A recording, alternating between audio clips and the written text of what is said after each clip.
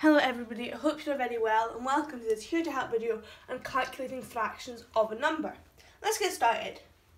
So here we've got three fractions, a half, a quarter and 3/4, and the number is 30, 140. So the aim is to figure out what half of 30 is in the first question and then go on to do question 2 and 3. So first of all, let's start with the half. So what does a half equal? So it's 1 over 2. So if we have a shape that's split into two parts, a half is one of those parts. Okay, so a half is one of those parts.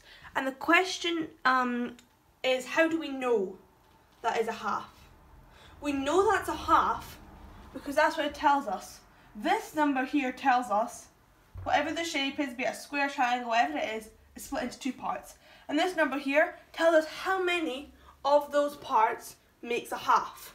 So one of those parts makes a half. So that is half of that shape. This is half of this shape here.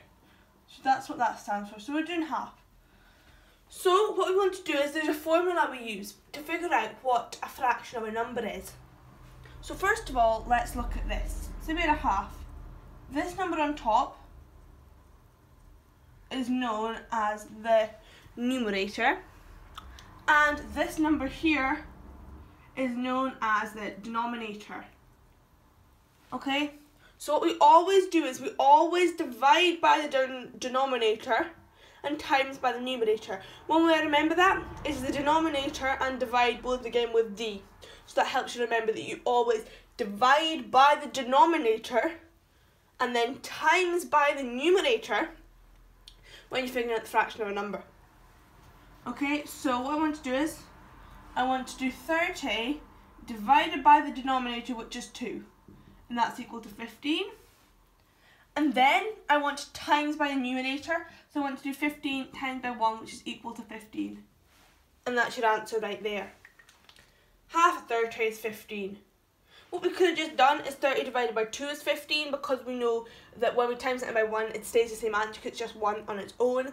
But if you do want to just go through the process completely, then you can times by 1. It's completely up to you.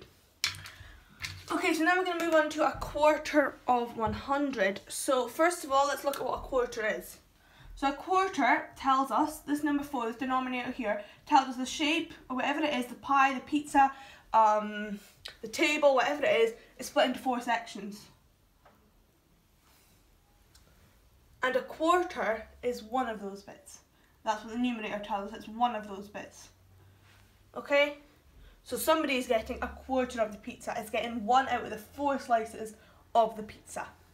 So we use the same formula, we divide by the denominator, and then times by the numerator.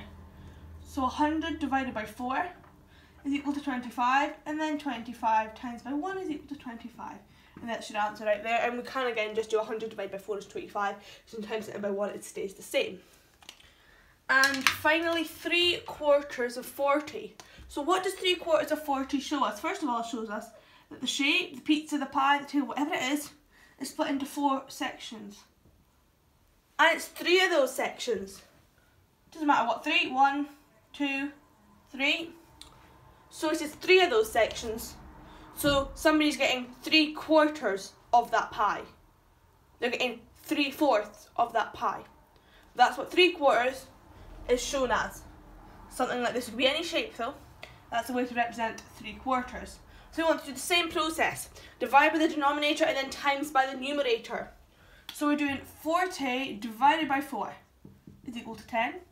And then 10 times by 3 is equal to 30. And that is your answer. And then we can check that by saying, say we had 40 here, so let's say each of these sections represent 10.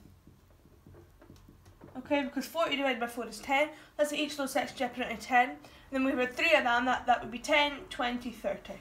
So we know that's correct. That gives us a way to check our answer. I hope you found this video useful, and thank you very much for watching, and see you next time on Here to Help. Bye for now.